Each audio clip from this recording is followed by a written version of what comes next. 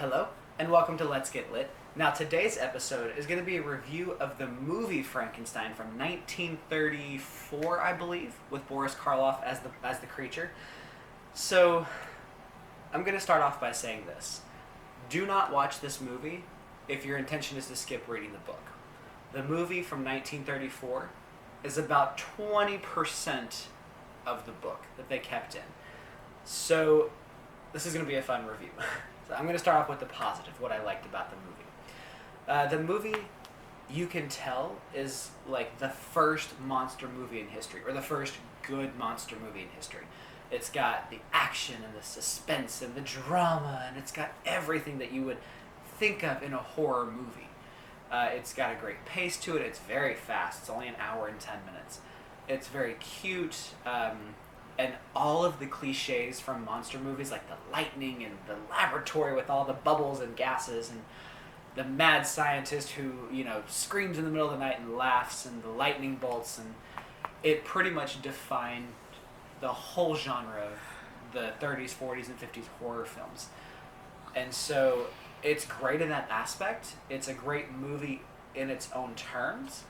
From terms of the book to movie, it keeps nothing, just about it.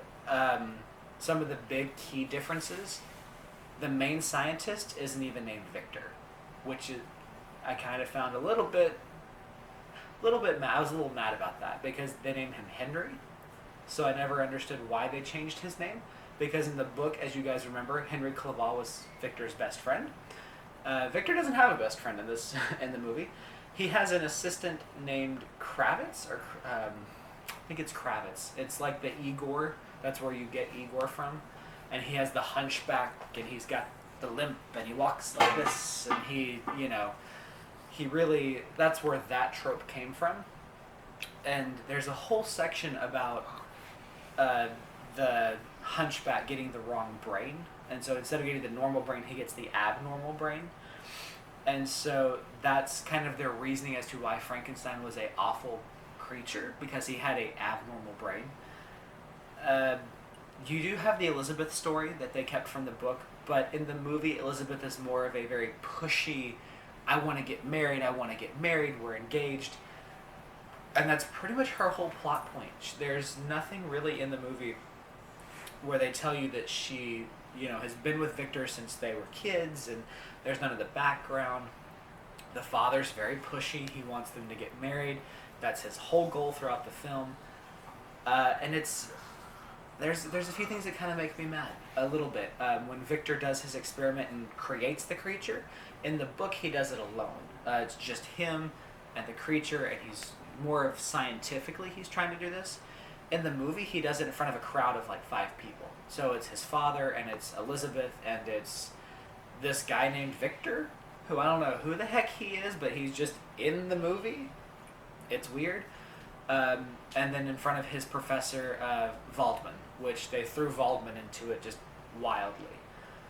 So it's not an accurate representation of the book.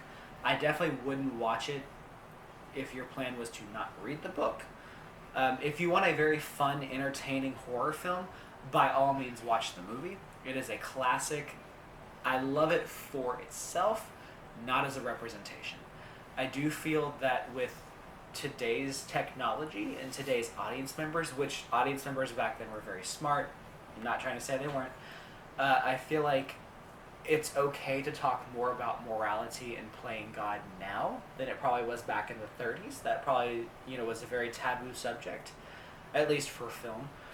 But today I think you could really do a great adaptation. And I think especially with the globe-trotting, because they go to Germany and he lives in Switzerland, and they go to England, and there's the whole Safi Felix story in the book that is never mentioned in the movie. The creature never talks in the movie. He just mumbles. And in the movie, I think the timeline is only about a month or maybe 2. The whole story takes place in a month or 2. In the book, like I said, it spans almost like 12 years. So it's quite a big jump. But I definitely would like to see this remade. Not trying to remake a classic. I think they should do it more to the original. And I think that I think a lot of people would enjoy it more and it could be completely different because Hollywood did what they did back then. Now they can tell the story more accurately, and I think it'd be fantastic, especially going to the North Pole and the technology, and I think it could be really cool. So, I'm chasing rabbits. My final verdict, for an adaptation, it's not worth it. For a pure film to enjoy for entertainment purposes, by all means watch it. So I'm kind of split on this one. I'm not saying don't watch it. Watch it. I think it's great. Just know what you're getting into when you're getting into it. So if you watch it, realize it's not the book. But it's still worth watching. So, alright guys, that's my review of the movie of Frankenstein with Boris Karloff. What did you guys think? Have you seen it? Did you grow up with it as a kid? I know that I'd never seen it before. I bought it on iTunes because it was on sale for like $5. But tell me what you guys think. I want to know down below, do you like the movie? Did you not like the movie? Did it scare you as a kid? Or did you laugh at it as a kid? So, alright guys, I hope to hear from your comments down below. Please remember to like, share, and subscribe, and we hope to hear from you soon. So, alright guys, have a wonderful one, and as always, stay lit.